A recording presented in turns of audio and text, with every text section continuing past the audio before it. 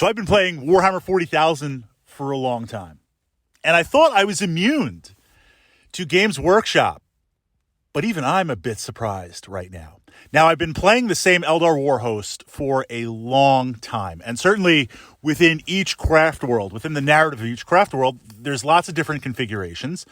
But my vision, my voice has always been Space Elves on, it's not Harlequins, Space Elves on Jetbikes, backed by Vipers, backed by Wave Serpents and Fire Prisms. And a couple of aspects to back it up, but mainly a Guardian heavy list.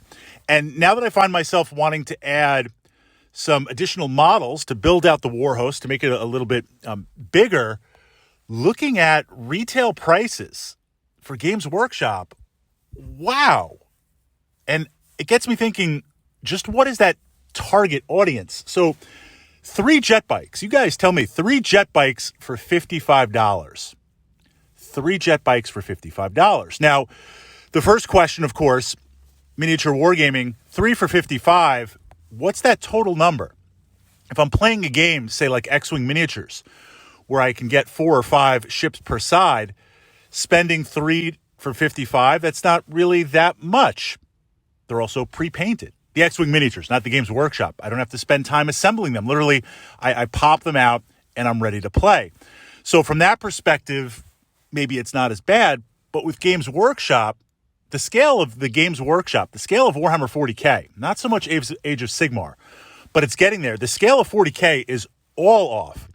40K, and I know I'm compressing the timeline, starting out as Rogue Trader, evolving into 3rd, 4th, 5th, and 6th, and onward, it's gotten bigger and bigger because Games Workshop realized with the scale of the miniatures, playing smaller scale battles, that's cutting into their bottom line.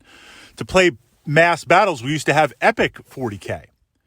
But now the idea is to have hundreds and hundreds of models on the table per side. So 3 Jetbikes that used to be maybe 10 or 15 are now 20 or 30 at $55 for 3. That's pretty crazy. Now, the counter used to be, well, Fritz, look at the quality of the models. Look at the kits. And I cannot argue against that. The quality of the kits, the sculpts, the dynamic poses, they're very, very high quality. Games Workshop has always done that. But I feel like it's getting to a point where it used to be hard to start a new army. If you really looked at jumping in at a new army, that price point was crazy. But now even upgrading your existing army is a lot. And I wonder where Games Workshop is going with this, and just what is the target audience? I used to believe it was, and again, we're compressing things here, younger gamers, 20 to 30, let's say, where you've got a little bit of disposable income, or the income that you have is supported through other means, and you're kind of into the hobby. Maybe you haven't been hit in life yet with other responsibilities, so things are a little bit more flexible. But those prices are even hard to support at that level. And then, maybe as you move into your 30s and beyond, where you have additional responsibilities, maybe a little bit more disposable income, you're really looking and saying, this is kind of crazy. This is kind of nuts, especially as there's pressure, in my opinion, not so much from other wargaming systems, but pressure from board games. The 3 kind of go hand in hand. I think if we took 20 or so gamers and sat them down and said, okay, everyone that plays Warhammer 40,000 or a miniature-based war game, hands up. How many people play an RPG? Could be mainstream D&D, could be GURPS, could be something a little bit more obscure like Invisible Sun. Hands up. There's going to be a lot of crossover. How many people are involved in board games? There's going to be a lot of crossover.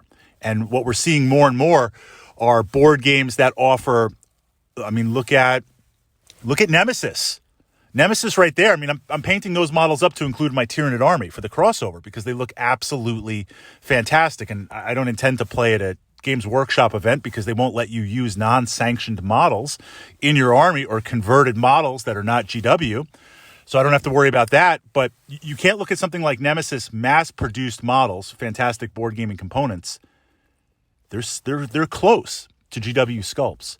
So I think the pressure is from hobbyists looking and saying that line between board gaming and wargaming, it's getting thinner all the time. And look at the quality of models that I'm getting and Games Workshop 55 for 3.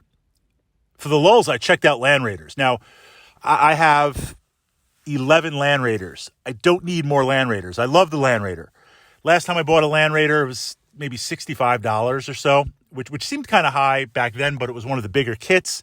You know, the Bling Blade, right? The Bane Blade really wasn't out yet.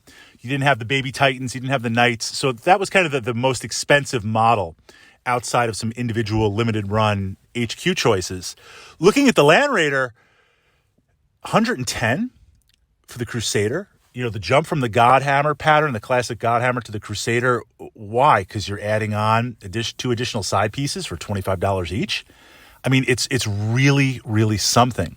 And I just wonder how long Games Workshop is going to be able to push this, and if internally, whether they know it or not, the diversification that they've been doing. I mean, we just got the new Horus Heresy trailer on Plus.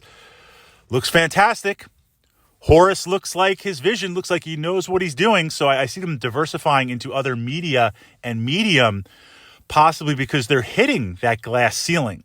They're hitting that invisible ceiling, that invisible line that they can't cross with the model sales. 55 for 3. What do you guys think? Building out your 40K collection or starting a 40K collection, given the scale that GW wants you to play at, let's be honest. Kill Team, Combat Patrol, whatever we're going to call it in previous incarnations, that was just an excuse to get you to start a new army and jump in and buy lots and lots of more models. That was never a sustainable part of the hobby. Even though it is supported, it's supported at a lesser means and as a gateway. Has that gateway changed if they can't get you to pay $55 for 3?